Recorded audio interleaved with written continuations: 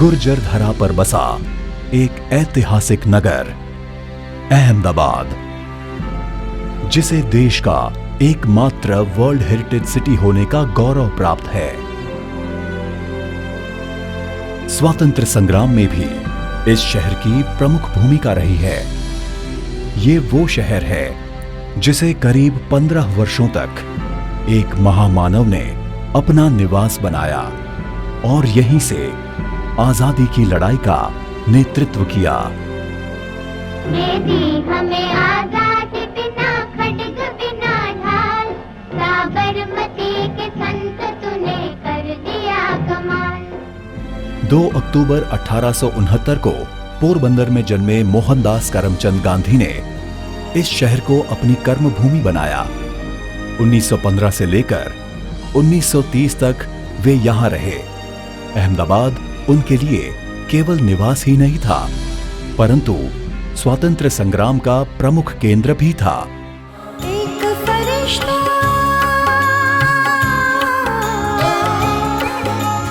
एक फरिश्ता अहमदाबाद में आया, वो गांधी बापू कहलाया, गांधी बापू कहलाया। वैसे गांधी जी का अहमदाबाद से रिश्ता बहुत पुराना है। 1887 में गांधी पहली बार अहमदाबाद आए मैट्रिक की परीक्षा देने। अहमदाबाद में वे करीब 1 महीना रहे। कुछ समय बाद वे बैरिस्टर की पढ़ाई के लिए लंदन चले गए। लंदन से पढ़ाई पूर्ण होने पर वे भारत वापस लौटे, परंतु नियति में कुछ और ही लिखा था। 1893 में युवा गांधी को दक्षिण अफ्रीका से एक केस लड़ने के लिए बुलावा आया और यहीं से एक नए सफर की शुरुआत हुई, मोहनदास से महात्मा बनने की। गांधी बापू कहलाया, गांधी बापू कहलाया। दक्षिण अफ्रीका में गांधी जी ने अटॉर्नी के रूप में यशस्वी कार्य किया। साथ ही सामाजिक चेतना के कई आंदोलन भी चलाए। रंग भेद के खिलाफ उन्होंने लंबी लड़ाई लड़ी। सत्याग्रह का प्रारंभ भी यही दक्षिण अफ्रीका में ही हुआ। दक्षिण अफ्रीका में करीब 21 वर्ष बिताने के बाद उन्होंने अपनी मातृभूमि पर कदम रखे। दिन था 9 जनवरी 1915। इसी दिन से मानो भारत में गांधी युग की शुरुआत हुई।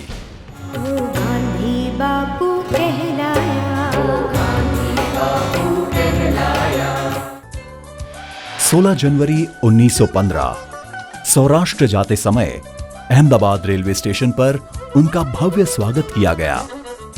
डॉक्टर हरिप्रसाद देसाई ने उन्हें इस शहर में बसने का आग्रह किया। 1 फरवरी 1915 अपनी सौराष्ट्र यात्रा समाप्त कर अहमदाबाद लौटने पर फिर एक बार यहां उनका भव्य स्वागत किया गया। इस स्वागत के दौरान दक्षिण अफ्रीका की तर्ज पर आश्रम बनाने की चर्चा भी हुई। सेठ मंगलदास गिरधरलाल ने आश्रम के लिए 1 साल का खर्च उठाने की जिम्मेदारी ली।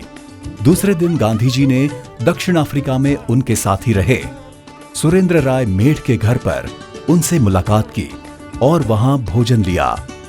उसी दिन शाम को अहमदाबाद म्युनिसिपैलिटी के अध्यक्ष चीनूभाई बैरोनेट ने उनके सम्मान में एक कार्यक्रम का आयोजन किया।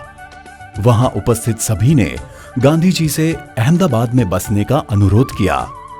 गांधी जी ने कहा, अगर अहमदाबाद मुझे स्वीकार करेगा तो मैं अवश्य यहां रहना चाहूंगा, परंतु अपने राजनीतिक गुरु गोपाल कृष्ण गोखले को दिए वचन के अनुसार उन्हें तो 1 वर्ष तक पूरे देश का भ्रमण करना था। और वे इस यात्रा पर निकल पड़े। विभिन्न स्थानों पर लोगों से मिले, उनकी समस्याओं का अनुभव किया। किसी निष्कर्ष पर पहुंचने से पहले यह आवश्यक था कि वे देश की नब्ज को पहचाने। जब आश्रम की स्थापना की बात आई तो फिर उन्हें अहमदाबाद याद आया। गांधी जी अपनी आत्मकथा में लिखते हैं कि अहमदाबाद पर मेरी नजर टिकी थी। गुजराती होने के कारण मैं मानता था कि गुजराती भाषा द्वारा मैं देश की अधिक सेवा कर सकूंगा। 20 मई 1915।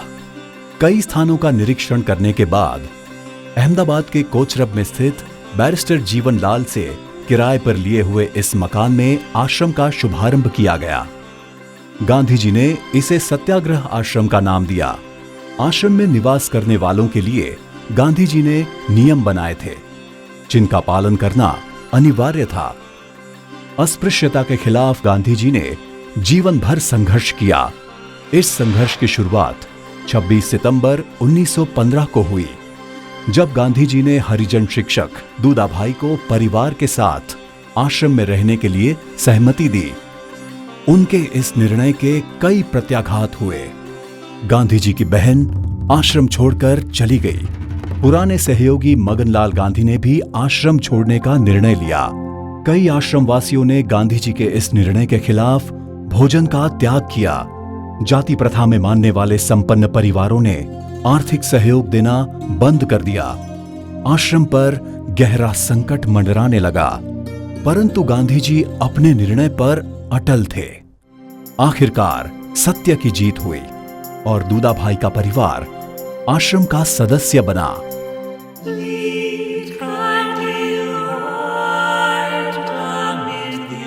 कार्डियल न्यूमैन की कविता lead kindly light Gandhi ji को अति प्रिय थी। नरसिंहराव दिवेटिया ने इस कविता का बहुत ही सुंदर गुजराती अनुवाद किया।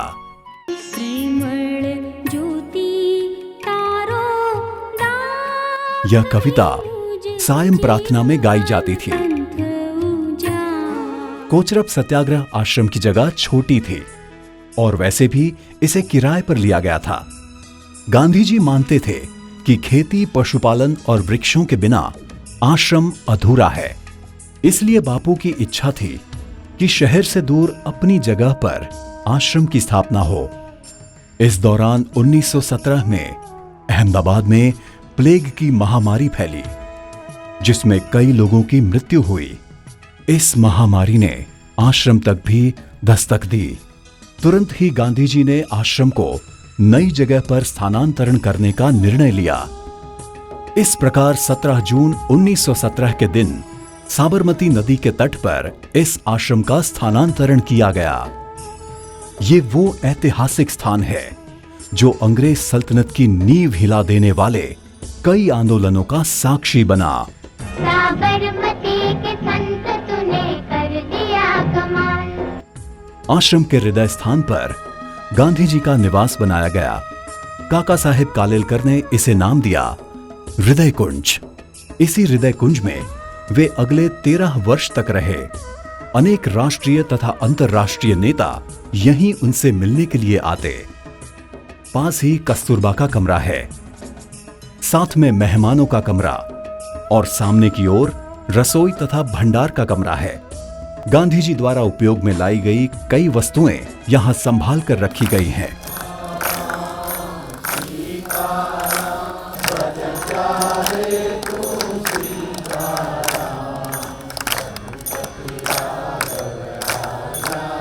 आश्रम जीवन में प्रार्थना का बड़ा महत्व था। हर रोज प्रातः तथा सायंकाल यहां इस प्रार्थना भूमि में समूह प्रार्थना होती थी। जीवन में आए कसौटी के समय में गांधी जी अक्सर यहां आकर बैठते थे। यह स्थान उनके मनोमंथन और गहन विचार का साक्षी है। साबरमती आश्रम के इस अतिथि गृह को नंदिनी नाम दिया गया, जहां अनगिनत महान नेता ठहरे थे। गांधी जी ने जिन्हें प्रथम सत्याग्रही का सम्मान दिया, वह विनोबा भावे इस कुटीर में 1918 से 1921 तक निवास करते थे। बाद में यह मीरा बहन का निवास बना। मूल रूप से अंग्रेज महिला मेडलिन स्लेट गांधी जी के विचारों से प्रभावित होकर यहां आई और उनकी सहयोगी बनी। गांधी जी ने ही उन्हें मीरा बहन नाम दिया। साबरमती आश्रम के ज्यादातर मकानों का निर्माण मगनलाल गांधी ने ही किया था।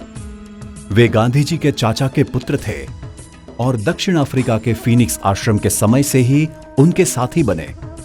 जिस कुटीर में वे रहते थे उसे मगन निवास के नाम से जाना जाता है।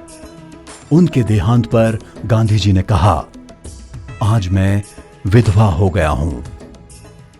आज देश में स्वच्छ भारत और घर घर शौचालय का अभियान चला है, परंतु गांधी जी ने बरसों पहले ही स्वच्छता को आश्रम जीवन का अभिन्न अंग बनाया था।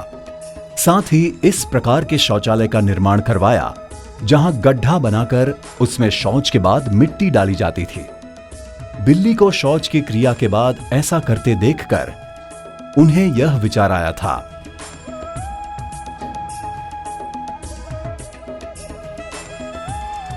आजादी का आंदोलन अपनी चरम सीमा पर था।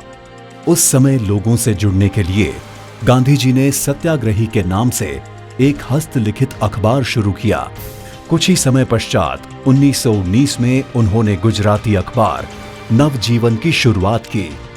देखते ही देखते यह अखबार लोकप्रिय होने लगा और इसका हिंदी संस्करण भी निकाला गया। इसी वर्ष अंग्रेजी में यंग इंडिया का भी उन्होंने प्रारंभ किया। साथ ही हरिजन बंधु के नाम से विभिन्न भाषाओं में भी साप्ताहिक प्रकाशित किए। गांधी जी अखबार को एक बड़ी शक्ति मानते थे। उनके लिए जन जन से जुड़ने का यह सीधा माध्यम था। देश भर के लोगों में चेतना का संचार करने में इन अखबारों ने महत्वपूर्ण भूमिका निभाई। 1929 में गांधी जी ने नवजीवन नाम से ट्रस्ट बनाकर सरदार वल्लभ भाई पटेल को अध्यक्ष नियुक्त किया। साथ ही अपनी सारी मिल्कत एवं उनके पुस्तकों तथा लेखों के कॉपीराइट इस ट्रस्ट के नाम कर दिए। आज भी यह ट्रस्ट गांधी जी की किताबों के प्रकाशन और गांधी विचार के प्रसार के कार्य में अविरत कार्यरत है। गांधी जी की आत्मकथा दुनिया की सबसे ज्यादा बिकने वाली किताबों में शामिल है। अहमदाबाद गांधी जी के द्वारा चलाए गए कई आंदोलनों का भी साक्षी बना। इस दौरान उन पर मुकदमे भी चलाए गए। उनमें सबसे अहम है the great trial. Young India में छपे उनके आर्टिकल को ब्रिटिश सल्तनत के खिलाफ बगावत मानकर उन पर राजद्रोह का मुकदमा चलाया गया। शाहीबाग स्थित इस सर्किट हाउस में 18 मार्च 1922 के दिन उन्हें 6 साल कैद की सजा सुनाई गई और साबरमती जेल भेजा गया। कुछ समय बाद उन्हें पूना की यरवड़ा जेल में शिफ्ट किया गया। गांधी जी के जेलवास को 1 महीना पूरा होने पर अहमदाबाद में साबरमती के तट पर हजारों लोगों ने एकत्रित होकर विरोध प्रदर्शित किया और इस दिन को गांधी दिवस के रूप में मनाया। 2 साल बाद 1924 में जेलवास के दौरान ही गांधी जी का अपेंडिक्स का ऑपरेशन किया गया और बिना किसी शर्त उन्हें रिहा कर दिया गया। अहमदाबाद वापस आते ही गांधी जी ने जन जागरण का काम पुनः आरंभ कर दिया। गांधी जी मानते थे कि स्वदेशी के बिना स्वराज संभव नहीं है। इसीलिए यहीं इसी आश्रम से उन्होंने स्वदेशी का नारा दिया। देश भर में विदेशी वस्तुओं का बहिष्कार कर उनकी होली जलाई गई। स्वदेशी के नारे ने जन जन में अभूतपूर्व चेतना का संचार किया। अंग्रेजों की आर्थिक प्रभुसत्ता पर यह गहरी चोट थी। मैनचेस्टर की कपड़ा मिलों में उत्पादन रुक गया। विदेशी कपड़ों के विकल्प में गांधी जी ने खादी अपनाने का संदेश दिया। गांधी जी का यह चरखा आजादी के आंदोलन का प्रतीक बना। साथ ही इस चरखे के कारण लाखों लोगों को रोजगार भी मिला। इस दौरान 1921 में अहमदाबाद कांग्रेस के 36वें राष्ट्रीय अधिवेशन का मेजबान बना। खादी का संदेश देश भर में पहुंचाने के लिए इस अधिवेशन में खादी नगर नामक विशेष प्रदर्शनी लगाई गई। सरदार वल्लभ भाई पटेल इस अधिवेशन के स्वागत प्रमुख थे। इसी ऐतिहासिक अधिवेशन में असहयोग आंदोलन का मसौदा पास किया गया, जो आगे चलकर एक बड़े आंदोलन में तब्दील हुआ। अहमदाबाद को गांधी जी का एक बड़ा योगदान है। गुजरात विद्यापीठ। गांधी जी का स्वप्न था कि आजाद भारत की तस्वीर कैसी हो। एक ऐसी संस्था जहां उच्च शिक्षा के साथ ग्रामीण जीवन, कृषि और आत्मनिर्भरता के गुण भी शामिल हो। इस विचार के साथ 14 नवंबर 1920 के दिन दयाभाई मेहता के इस मकान में गुजरात विद्यापीठ की शुरुआत हुई। गांधी जी ने विद्यापीठ के कुलपति पद को स्वीकार किया और आचार्य गिडवानी जी इसके प्रथम कुल नायक बने। 1922 से लेकर 1924 तक विद्यापीठ को नेहरू ब्रिज के पास आगा खान एस्टेट में स्थानांतरित किया गया। गुजरात विद्यापीठ वर्तमान में जहां स्थित है, उस परिसर का शुभारंभ गांधी जी ने स्वयं अपने कर कमलों से किया। दिन था 14 जनवरी 1925। डॉक्टर प्राण जीवन मेहता के आर्थिक सहयोग से 25 एकड़ भूमि पर इस परिसर का निर्माण कार्य संभव हो पाया। 100 वर्ष की गौरवमयी यात्रा के दौरान विद्यापीठ ने लाखों युवाओं में संस्कार का सींचन करके उन्हें बेहतरीन नागरिक बनने में योगदान दिया है। देश भर में गुजरात विद्यापीठ एकमात्र यूनिवर्सिटी है जहां रोजाना शैक्षिक कार्य से पहले प्रार्थना और चरखे पर सूत तैयार करने का कार्य किया जाता है। साबरमती के संत तूने कर दिया कमाल। अहमदाबाद में उस समय कई कपड़ा मिल कार्यरत थी। कपड़े के उत्पादन में देश में पहले स्थान पर रहे अहमदाबाद में मिल मालिकों और मजदूरों के बीच हमेशा तनावपूर्ण संबंधों को देखते हुए गांधी जी ने एक नए विचार के बीज बोए और जन्म हुआ एक अनोखी संस्था का। गांधी जी ने उसे नाम दिया मजूर महाजन संघ, जिसमें मजदूर और महाजन दोनों का समान प्रतिनिधित्व शामिल था। विश्व में यह एक अनोखा उदाहरण है। अहमदाबाद में गांधी जी के द्वारा बिताए गए कालखंड में एक सबसे बड़ा सीमा चिन्ह है दांडी यात्रा, जिसे नमक सत्याग्रह के नाम से भी जाना जाता है। अंग्रेजों के द्वारा नमक पर लगाए गए कर के खिलाफ गांधी जी ने अहमदाबाद के साबरमती आश्रम से दक्षिण गुजरात के समंदर किनारे बसे गांव दांडी तक यात्रा करने का फैसला लिया। दांडी कूच का मार्ग तय करने की तथा उससे जुड़ी सारी व्यवस्था की जिम्मेदारी सरदार वल्लभ भाई पटेल को सौंपी गई, जो उन्होंने बखूबी निभाई। 12 मार्च 1930 प्रातः 6:10 पर इस ऐतिहासिक यात्रा का प्रारंभ हुआ। साबरमती के संत तूने कर दिया कमाल। 14 प्रांतों से आए 79 सत्याग्रही सैनिक इस यात्रा में गांधी जी के साथ शामिल हुए। इस यात्रा को प्रचंड प्रतिसाद मिला। मार्ग में आने वाले गांवों में हजारों लोगों ने अपने प्यारे बापू का स्वागत किया। ओ गांधी बापू कहलाया, गांधी बापू कहलाया। आखिरकार 25 दिन बाद 385 किलोमीटर का फासला तय करके 5 अप्रैल 1930 को यह यात्रा दांडी आ पहुंची। अगले दिन 6 अप्रैल प्रातः गांधी जी ने इसी समंदर किनारे स्नान किया और मुट्ठी में नमक उठाकर नमक के काले कानून का भंग किया। अंग्रेज सरकार की नींव हिला देने वाली दांडी यात्रा गांधी जी के अहमदाबाद से संबंध की मानो अंतिम कड़ी थी। दांडी यात्रा पर निकलते समय बापू ने प्रतिज्ञा ली थी कि स्वराज को हासिल किए बिना आश्रम में कदम नहीं रखूंगा।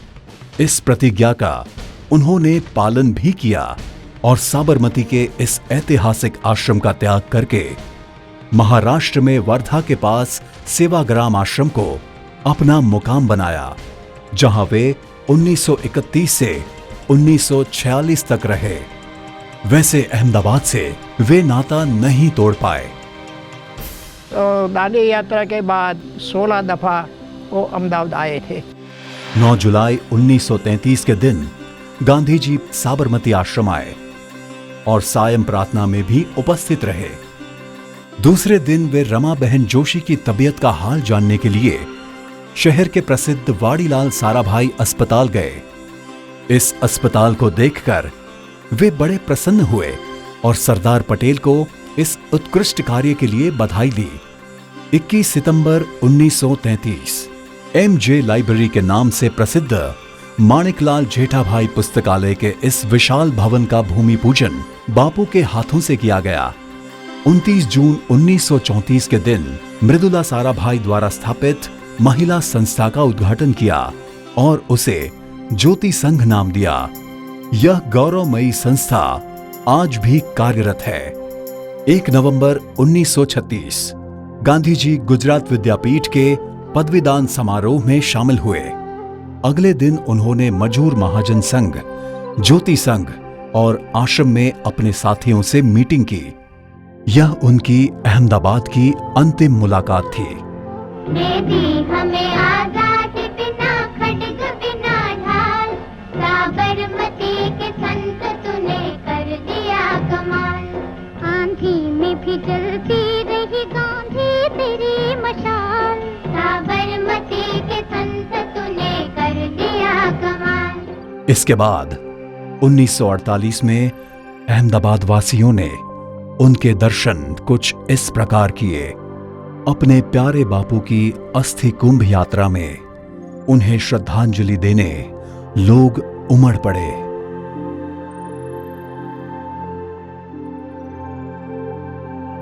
आज महात्मा गांधी जी हमारे बीच नहीं रहे, मगर उनकी बहुत यादें हमारे साथ है। हिंदुस्तान में गांधी युग के 33 वर्षों के दौरान गांधी जी हमारे साथ 15 वर्ष रहे थे। ये हमारे लिए गौरव की बात है। अहमदाबाद ये वो तपोभूमि है जहां से गांधी ने आजादी की लड़ाई की शुरुआत की थी। अपने जीवन के 15 बहुमूल्य वर्ष यहां बिताए। इस ऐतिहासिक साबरमती आश्रम के माध्यम से गांधी जी की स्मृति और उनके विचार आज भी जीवंत हैं और सदैव रहेंगे।